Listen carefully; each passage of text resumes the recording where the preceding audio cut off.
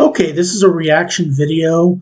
This is the world according to Briggs, 10 states that don't care about politics. Now, I've said in videos that maybe one or two videos that I don't really get into politics, but I'm kind of curious about which these 10 states are that don't care about politics. They're probably states that vote one way and wouldn't vote another way if sent in somebody from the other party in droves. So I'm kind of curious to hear about which what these are. So this is from the world according to Briggs. Please click like, share, and subscribe with him, and please click like, share, and subscribe with me. So let's see, 10 states that don't care about politics. I'm curious with this one. What is going on, everyone? Do you hate politics? Do you avoid people that live and breathe politics?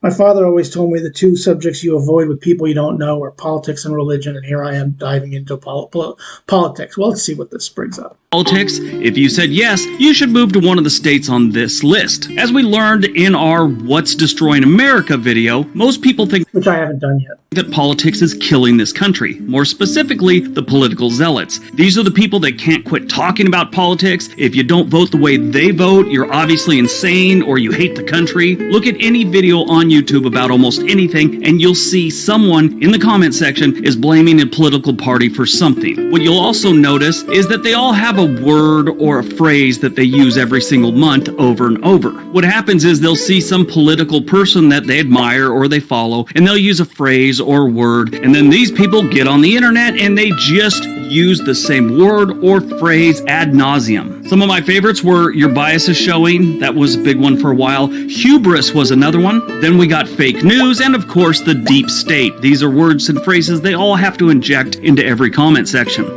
And if you go to certain TV stations, and I'm not going to name them here, they'll say other things, and certain newspapers will make up stories. It's really changed. When I was growing up, they didn't have any of that stuff. At least I was oblivious to it. I don't remember people really getting all bent out of shape if you were a Democrat or if you were a Republican. But nowadays, if you're a Republican and you get a Democrat finds out you're a Republican, they probably don't want anything to do with you anymore, and vice versa. So.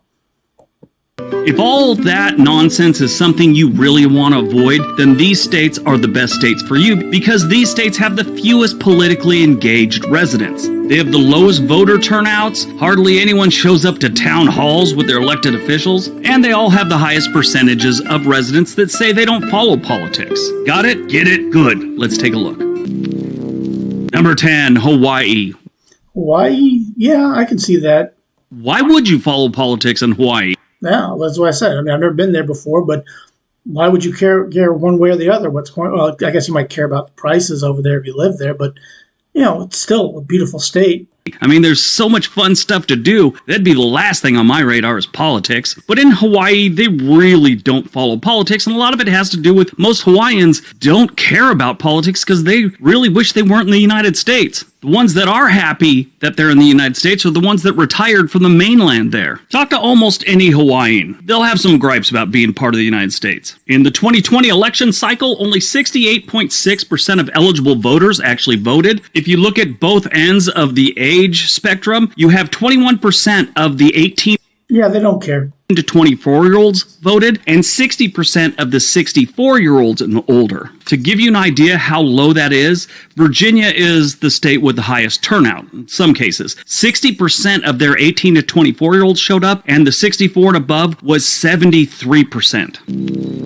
Number 9, New Mexico. There's a few states in this country where the residents really need to start paying attention to politics. New Mexico is one of them. Yeah, I think they should. But hey, I've only been in New Mexico a couple of times, and maybe they don't care a whole lick about politics. But yeah, this is one of the states that probably should, because New Mexico is one of the. Well, I've never lived there, so I can't. I'm not going to jump 2 feet in. Like I said, I'm going to try and avoid politics, and here I am jumping 2 feet, telling people from New Mexico what their problems are. Nope, not going to do it. That state needs to make some changes. They have for a long time. They have one of the highest poverty rates. They have one of the highest rates of residents on public assistance. And a lot of that state has some serious crime issues. It's stuff that I'm well aware of, but like I said, I'm not going to, if he wants to, he can go ahead, but I'm not going to, I don't live there. And there are probably people there that probably like it there very much. So, yeah. 68.2% of eligible voters actually voted in the 2020 election. 40% of the 18 to 24-year-olds voted, and 74% of the 64 years old and older. New Mexico is another state where most of the residents don't trust the government. Number 8, Alabama. The Another state I've never been to before. Yellowhammer State is a southern state, and one thing they all have in common, they hate the government. A lot of us kind of judge people and rank people by what they do for a living. In Alabama, they see their... A lot of people in America really don't know what the government does, and I can't speak for Alabamans, if that's what you call them. But yeah, people in the South don't trust the government a whole lot. Bottom 3 as... The people in the North don't trust it a whole lot either, especially past couple of... presidential cycles. I'm not talking about probably the last president, if I was to be fair, that the majority of Americans actually did like was Bill Clinton. I don't think a whole lot of people liked Bush. I don't think a whole lot of people cared for Obama. I know a whole lot of people didn't care for Trump, and people are really not liking Joe Biden. Sleazy used car salesman, drug trafficker, politician. And it shows only 68% of eligible voters actually voted in the 2020 election, 42% of the 18 to 24-year-olds, and only 66% of the 64 and up crowd voted. Number 7, Utah. Utah's a strange state because when it comes to the federal elections, they really don't get involved, but these people are very... Yeah, as far as the local elections, that's something I have heard about Utah. They are really involved in Utah politics. Presidential, not so much. It's considered a red state. Involved in state and local. And if you don't know what a red state is, it means Republican. Governments. They show up for town halls for those people, things like that. When it comes to their senators, their congressmen, and who's running for president, I don't think they really care too much. And it sort of shows also. 67.4% of eligible voters voted in 2020. 43% of the 18 to 24-year-olds voted, and 75.2% of the 64 years old and older crowd. That's not too bad when I think about it. It's one thing to not care much about the federal, but as far as the local, state governments, that is important. And I think it's good that the people from Utah do care about that enough. Number 6, South Dakota. South Dakotans just don't show up to vote. That's all there is to it. And I think a lot of it has to do with their environment. I mean, it's really cold around November when you're supposed to vote, and South Dakota... And I can understand that. I mean, one thing when I saw this in Wyoming, and I saw this in Montana and also South Dakota, and it's something that you don't see in Ohio. Even we get snow up here, but if it's a snowstorm, I've never seen something where you get a sign that says, if it's snowing or if this light is flashing, you can't pass. I mean, if you're on a highway, turn around. You aren't going to get past this. I've never seen anything like that. Don't get that much snow up here. But you get much more there, so that may be a cause of why they don't vote that much. Gets really cold, and on top of it, they got a lot of rural areas. It's hard to get to the polls if you have to. Now, they can request a mail-in ballot in South Dakota. It's a no-excuse one, meaning you don't have to have a reason. You could just request one and get one, and they don't really do that too much. 67.3% of eligible voters in South Dakota voted in the 2020 election. Only 25% of the 18 to 24-year-old eligible voters voted in the 2020 election. That's the lowest on this list. 74% of the 64 years old and older crowd did vote. Number 5, West Virginia. West Virginia politics have, I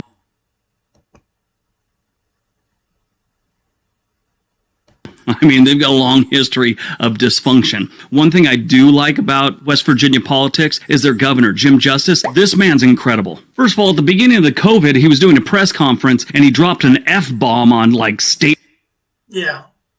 West Virginia politics, they're the state that's to the south of me.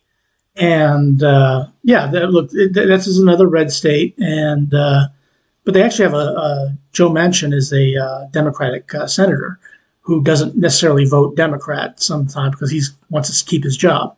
But yeah, West Virginia politics, their governor did drop an F-bomb in the press conference. Statewide television, of course, that made it go national television. Everyone had that one. He tried to blame it on a glitch in the software that runs the microphone or oops, I actually said the F word. Something. But then just like last month or whatever, he held up his dog's butt. Yes, at the state capitol in front of cameras, he held his dog up upside down towards the camera. It's a bulldog named Baby Dog, And he showed it and then invited Bette Midler out to West Virginia to give it a kiss. Yeah, Bette Midler is, for those, the actress, she's very active on Twitter. She's very left-wing, shall we say, and West Virginia is very right-wing, and you don't need me to go any further than that. I'm not even joking. Only 67.3% of eligible voters in West Virginia voted in the 2020 election. 32% of the 18 to 24-year-olds voted, and the 64 and older crowd. I don't remember exactly what she said, but I think she made a comment about West Virginia and the state. It didn't go over well. Only 63% of them voted. Number 4, Oklahoma. Oklahoma always seems to show up right next to New Mexico when it comes to poverty and number of residents on public assistance. They're always right next to each other. Crime, Oklahoma's doing much better, but most things when it comes to poverty and people going hungry, it's kind of big in Oklahoma. Oklahoma, like South Dakota, has a lot of the same landscape. I mean, they've got a lot of rural areas. Yeah, Oklahoma is very rural, and that could be a reason why a lot of people don't get out to vote. Don't get in to vote, whatever the case may be. They're not as cold as South Dakota, and they're also a state that has the no excuse absentee voting, meaning they just gotta ask. No excuse needed. They still don't get to the polls too often, and they should. 67.2% of eligible voters in Oklahoma voted in the 2020 election, 33% of the 18 to 24-year-old crowd, and 70% of the 64 years old and older crowd voted. And a lot of these states vote a specific way. Like Hawaii is always a blue state. New Mexico is always a blue, to the best of my knowledge, is always a blue state. Oklahoma's a red state. West Virginia's a red state. Alabama's a red state. So some of these people may not be getting out to vote because they already know if I'm a Democrat and I live in Alabama, what the heck is my vote going to do? Not a darn thing. Utah's also a red state, so. Number 3, Florida. Florida. I thought for sure election day would be like fever pitch for these people, 90% turnout. Florida usually shows up as a very important state. It's now become a red state. So I don't know if that has anything to do with it from the 2020 election, but I would have thought, because Florida State was a big state in the George Bush, Al Gore election. But again, I'm curious about this one. People standing in line for hours to vote, holding signs, wearing hats, t-shirts, all that stuff. Election day in Florida, I really thought it would be like a Super Bowl of politics for these people. But no, about 33% of the registered voters there don't even bother showing up to vote. 67% of eligible Florida voters showed up to vote in the 2020 election. Only 37% of the 18 to 24-year-olds did, and 69% of the 64 That's actually a surprise to me. I would have thought, I didn't think I'd see Florida on this list. An older crowd showed up at the polls. And Florida is another state where they have no excuse absentee voting. You just got to ask. Number 2, Nevada. This one kind of makes sense to me. I mean, I think people in Nevada worry about other things than what's going on in politics. Nevada is generally a blue state. And like I said, all these, I know just by, looking at them, these are states where where the state generally votes a specific way. It doesn't change. And a lot of people who might look at it a different way, like if you're a Republican in Nevada, what's the point? Now, there's times when some of these states are actually up for grabs, but for the most part, they vote a specific way. They never just seem to be in the front of any political story or anything like that. I mean, anyone that follows politics can probably name a few other senators and congressmen. You could, name a lot of them, I'm sure, but I think the average Joe that's not living in Nevada couldn't tell you who's running that state. I don't. I have no idea. And I kind of consume political stuff. I just went to see who their 2 senators are. I've never even heard of these 2 women. Looked at their congressmen, never heard of any of these people either. Their governor? Never even heard of that dude either. I grew up in Southern California, so I'm the next state over growing up, and now I live in Oregon, one of the states that share their northern border. Yeah, usually when you don't even think of Nevada as a state. I mean, it's a state and everything, but you usually go, I'm going to go to Las Vegas. When it comes to out here, where I'm at, people don't even say, I'm going to Nevada. I'm going on a vacation in Nevada. They say, I'm going to Las Vegas. You don't even say the state's name. Still never heard of their people. Only 66.2% of eligible voters in Nevada voted at the 2020 election, 42% of the 18 to 24-year-olds, and 73% of the 64 and older crowd voted. All right, before we get to number one, don't forget we have another channel called On This Day. There's a link down below. And if you want to help out this channel, make sure you give this video a big thumbs up. And if you got time, maybe the suggested videos at the end of the video, maybe you can watch one of those for us. Yeah, click like, share, and subscribe on his videos. And please click like, share, and subscribe on mine. All right, on to number one. And number one, Arkansas. Wow, who saw this one coming? Arkansas is a lot like Nevada. I don't think a lot of people know what's going on. Again, Arkansas is another red state. And it's primary one. The state votes one specific way. Even though Bill Clinton came from Arkansas, generally they vote Republican in Arkansas. Now, they may have voted blue for Clinton, but since then they've voted red. Going on there politically since Bill Clinton left. And their people really don't care. Arkansas leads the country in mistrust towards the government. They're number one in that. And they're number one of people not showing up to vote. I think those two have something to do with each other. I could be wrong. While I was researching this video, I got way down that rabbit hole of learning about different things in politics and their voting trends. This one man who had worked on campaigns over the years said that back in the late 80s, there was an election where they had a county in Arkansas that had like 1,100 people in the whole county. Only like 200 people showed up to vote. That is what you call a horrible turnout. But in the 2020 election, only 62% of the eligible voters in Arkansas actually showed up to vote. Now, throughout this list, we started off with Hawaii at 68.6% showing up, right? And then we went all the way down to number 2, Nevada with 66.2%. So in 9 entries, we only moved the needle 2 percentage points. Now you drop 4 almost for this one. 62% of eligible voters in Arkansas. That's insane. 34% of the 18 to 24-year-old crowd showed up, and 67.30% of the 64.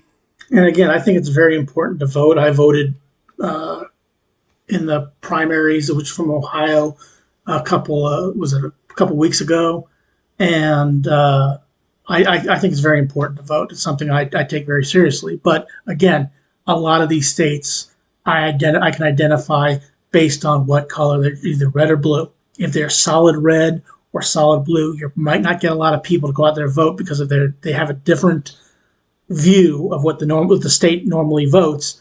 They may not think it's worth their time. But okay, that's just a thought. 4 years and up crowd showed up to vote. All right, that's today's video. Hope you guys enjoyed it. Yeah, I enjoyed it. This was interesting. Again, with World According to Briggs, please click like, share, and subscribe with him. And same for mine. Please click like, share, and subscribe. This was interesting. Thank you very much. You have a good rest of your day.